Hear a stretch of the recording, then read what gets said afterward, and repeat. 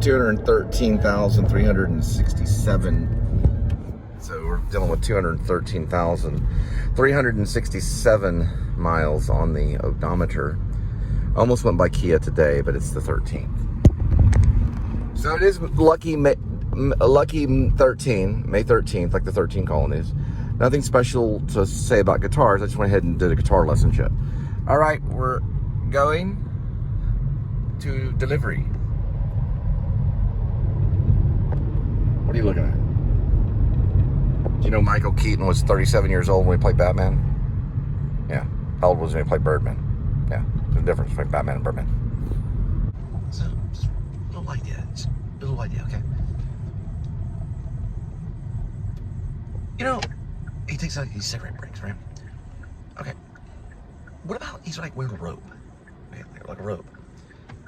And he, it gets caught. He's outside. And he just walks out of the robe and he's in his underwear. Right there in Broadway. Walking around. What do you think about that? It's by Michael Keaton. What do you think? You think it would work? Right. That would work, right? Right?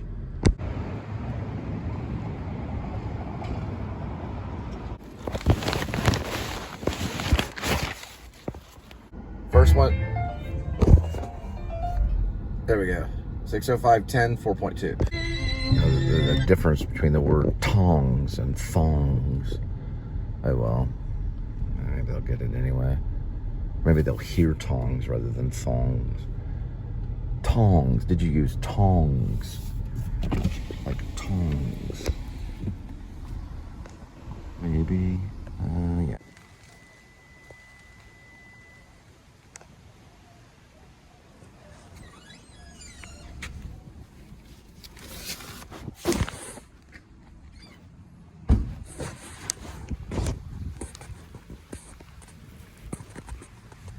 So this is the road I grew up as a teenager from the age of about 17, 18, 19. And then off and on in college from 20 to maybe 25 to the latest 27, where I finally left and went to California.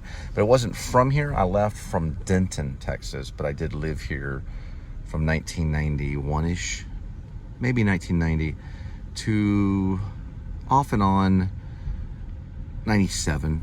Yeah, after 97, 98, I finally moved into Denton and then left to Long Beach, California. It was this house right here. Same brick, everything. They have a library outside that was not there, but it looks almost exact. That was not there.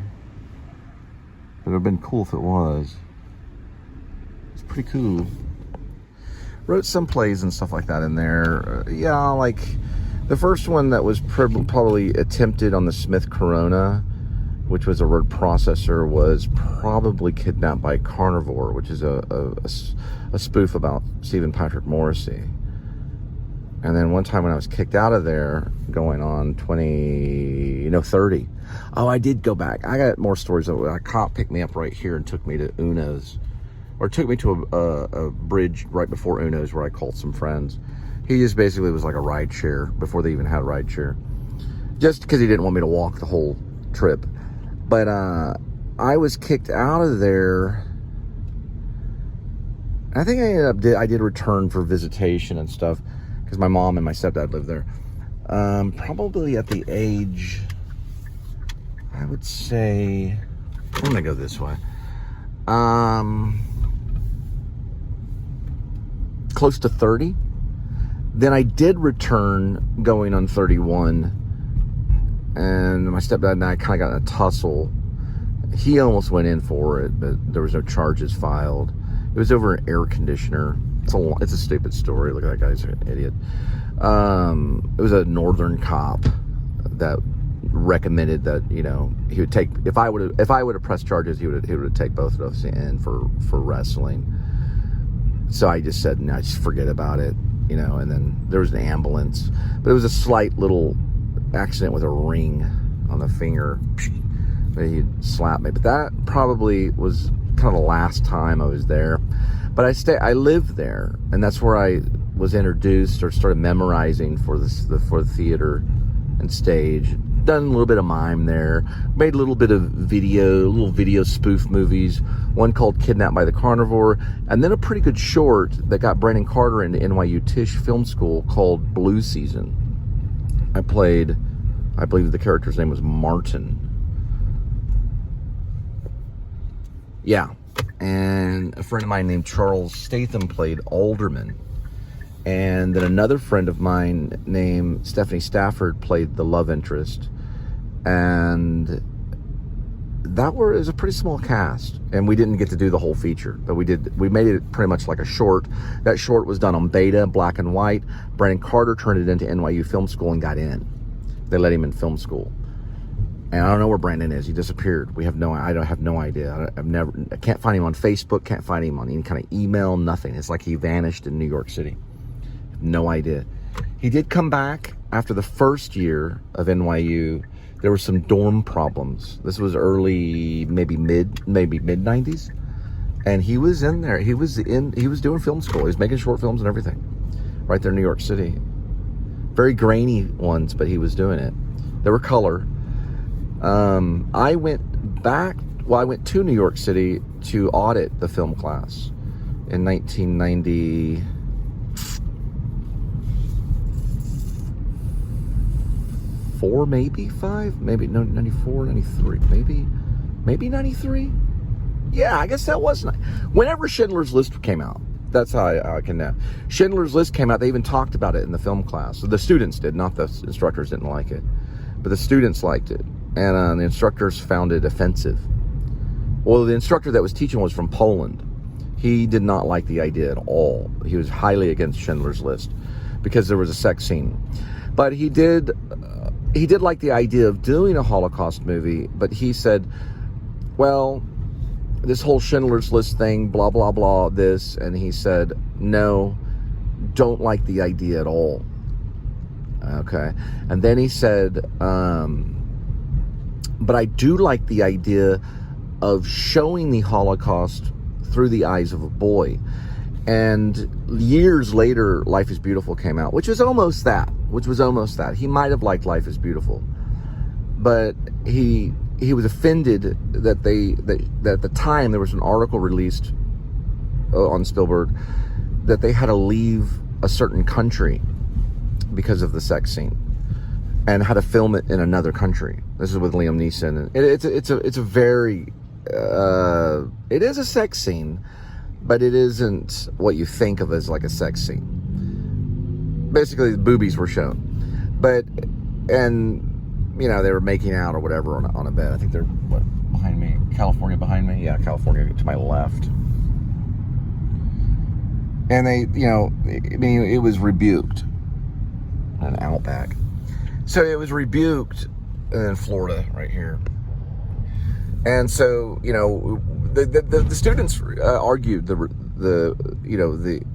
rebuking from the instructor. He had a Polish accent, but they were like, no, you really should go see it. He didn't want to see it, is the thing. And they're like, you really should give it a chance, you really go see it and stuff.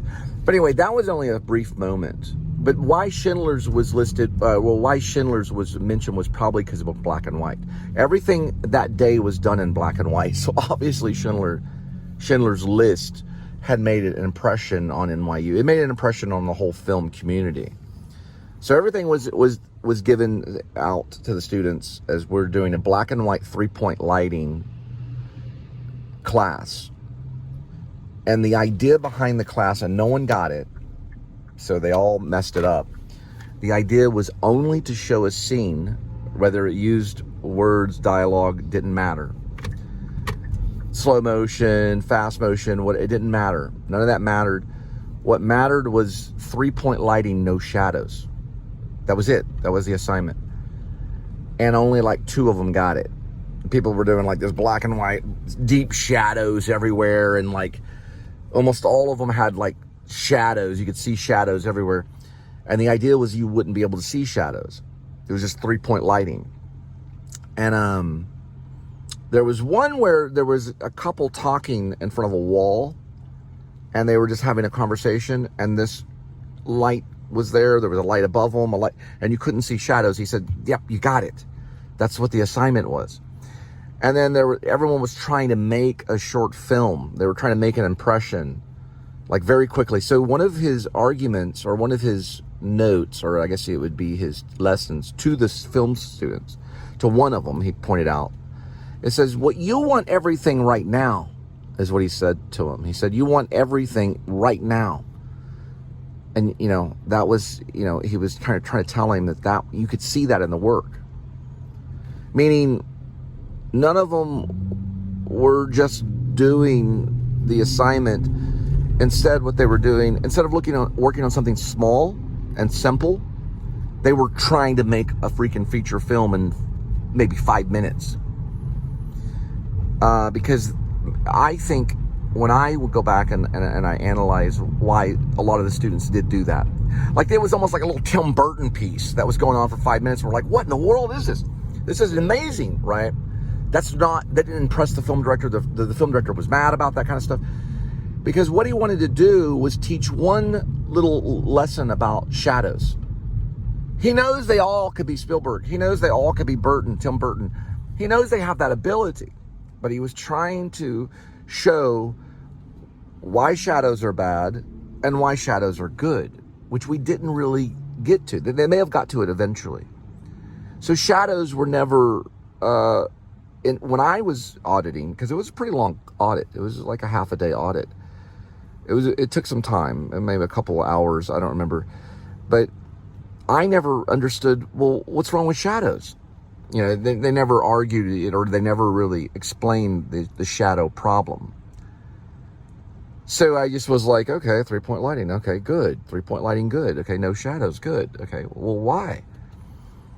And I think he might have been trying to get them to show where things could be distracted, or where there can be distraction for whatever purpose, and how it can take away from the story, and the shadows become the story rather than not having them there.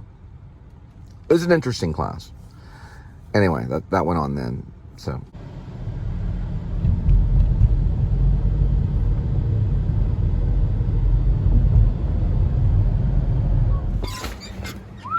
So here's my major question about NYU, Tisch Film School and everything, which is, I've met a few filmmakers that have already come out of the film school or doing their MFA thesis, which sometimes is a movie. My question is really kind of on Scorsese, Martin Scorsese. So The Big Shave, which went to all the experimental film festivals, somewhat made him famous, which is bad lighting. And like now, you know, bad special effects to, well, it was meh on special effects. Back then, probably like, wow, that's kind of real. Or back then, it was probably like, wow, that is real. You know, is it real? So back then, probably it was questioned, is this real? And, you know, so because the blood, it was better than average. Nowadays, you know, let me tell you something. I've never seen The Big Shave. I've seen clips from little tiny clips, and I've seen like photos of The Big Shave. I don't know if it's one shot. I know there's dripping in the sink. So you see the blood dripping in the sink. And I know it almost looks like a film assignment. It almost looks that way. The guy just goes up to the mirror and starts shaving. I don't know. I have done a mime one time called, I don't know if it was called The Big Shave, but it was called Shaving Cream. Yeah. Because I'm more of an actor, performer, just holding this thing. Okay. So from there, eventually we fall into mean streets, but these are the things I'm learning, that Scorsese, going from film school and then writing these scripts in the car with his friends or whatever, or writing it on his own, eventually landing on mean streets. There is a segment in his life where he could not get a feature. He could only do segments of this thing It was very, it almost borderline when it comes to storytelling. And I'm not going to compare it with Eraserhead, because Eraserhead with David Lynch was spent 5 years in one part, in this one little section, this one room, and it was 5 years going on. And who knows what David Lynch doesn't recall the memory of everything, of what he was going through to get it, you know, to get to that 5 year period, and then say, okay, let's go ahead and do these cleanup on these edits, and then we'll release at the festival. You know, that's a whole different thing. Not with Scorsese. Scorsese was trying to get something called Bring in the Dancing Ladies, or Bring in the Dancing Girls, or something like that. And it was maybe sent off, and then people would kind of watch it, and I don't know if it went to festival, and then that was cut up, and then eventually another one, he had attempted to do something, and it was like, what is this, you know, what in the world, you know?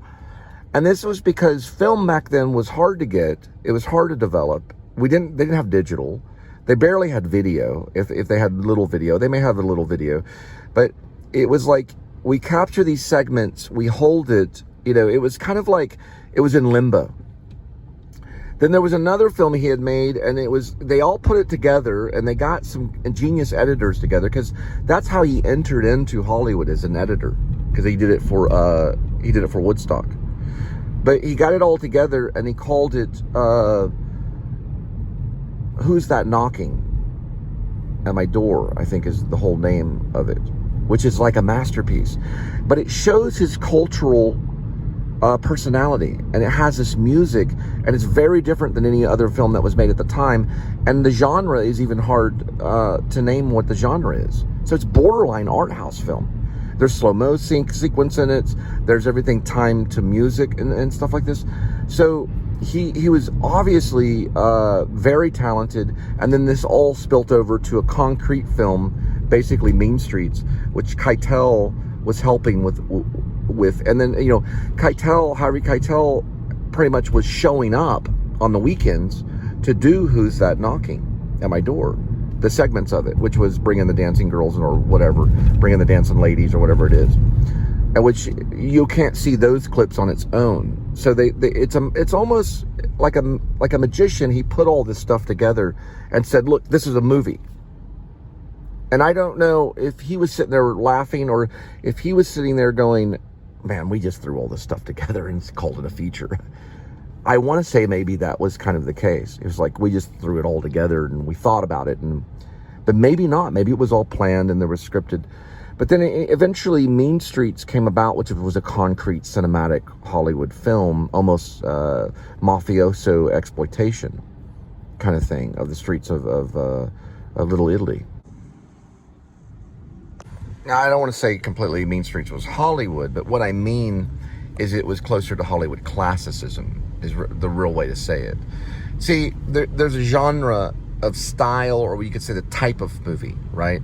You have on this far over here, you have experimental, which are very rare. We don't get to see them very often, and it's just all over the place. And it's like the whole purpose of experimental is to find something new, right?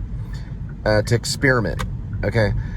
Then you've got on this area that's not mentioned very much, and let's not listen to that. Let's stay way over here. Let's say documentary. Okay. So way over here you got documentary, right? And that's Scorsese too, because that's the editor. He did that with Woodstock.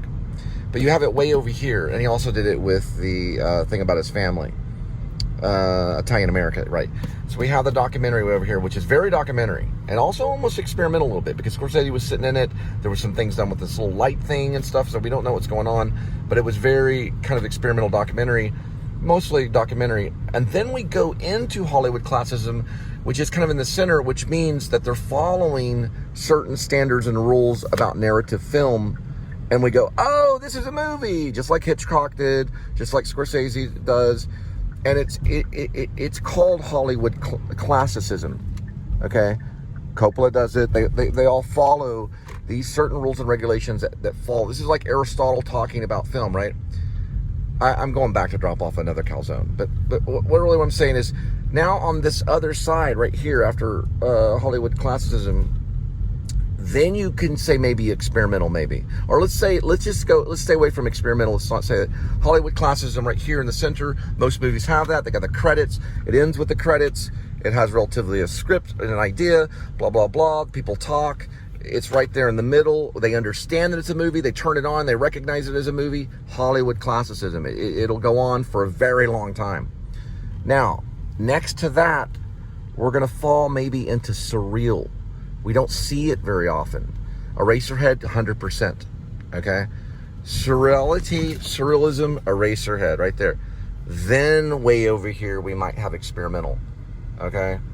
And that stuff is like, what in the world is this? Right? I just wanted to say that.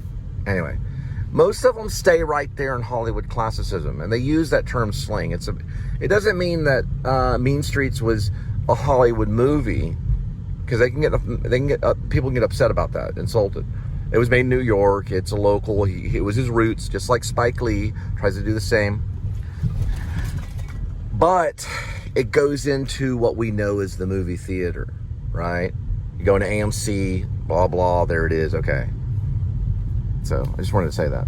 Clerks, if we talk about Kevin Smith and Clerks, we're going to say this guy made this movie with a credit card, and it's black and white. It's kind of funny, but who knows where it's going to go. That's called independent, right? And the studios could care less. They're just like, well, what the Clerks, or what in the world, you know? And then all of a sudden, Kevin Smith is driving a Lamborghini, right? That's because people were like, we'll give it a shot. Okay, but it can still be independent. The independent market, and I'm gonna argue this and put my hands down, is can be very phony very quick. Okay, because it's very hard. It's like a person could write their thesis or do their whole entire master's and even their doctorate on just that word, independent cinema, right? Okay, so we forgot one.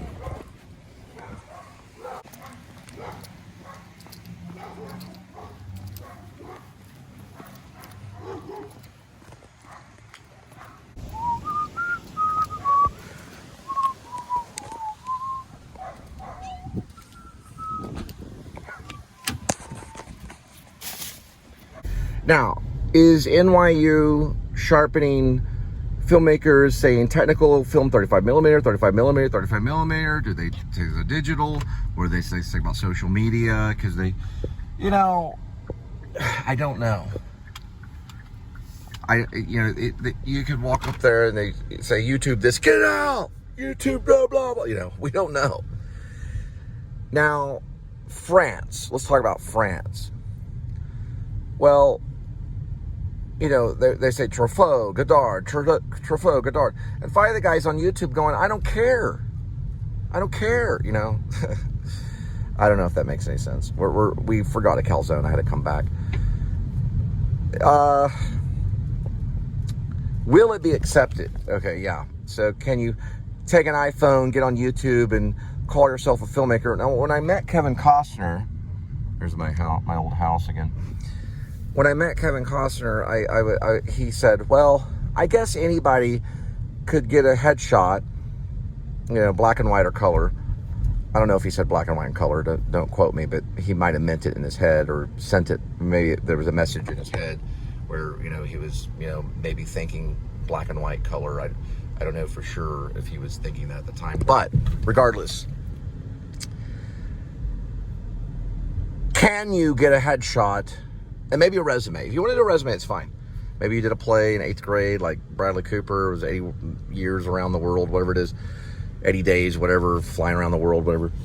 And it was done in junior high, and that was it. And then right there, kissing Sarah Jessica Parker. Now, let me explain something. Can you do that? No. You cannot just walk up and start kissing Sarah Jessica Parker. But you can get a headshot and a resume. We're going to see if this biker guy is like a... Isn't there a movie called American Dream? There's one called Quicksilver, and it's Kevin Bacon. I recommend it. It's pretty good. I would say Hollywood classicism. But can you get a headshot and a resume, call yourself an actor? You probably would have to. Was Kevin Costner recommending that? I don't know. I told him it was Hollywood. He said, no, it's not Hollywood. We're in New York City. I'm going to pass by this way. I guarantee you that's not Kevin Costner, but he's got a camera on his head. Or he's got something on his head. Don't know why Kevin Costner said that. But he was probably saying, everybody get to Hollywood. Everybody go to West Coast. Maybe. I don't know. But, you know, some of them like to stay in New York, wait tables, do the community theater, and then yell, you know, either at their agent or at the audience. I don't know. Maybe even at God. You know, it's a weird thing. Like, what is it? It's territorial. You know, it could be stand up in an iPhone 11, you know, with a rearview mirror. I don't know. But it's got to be something.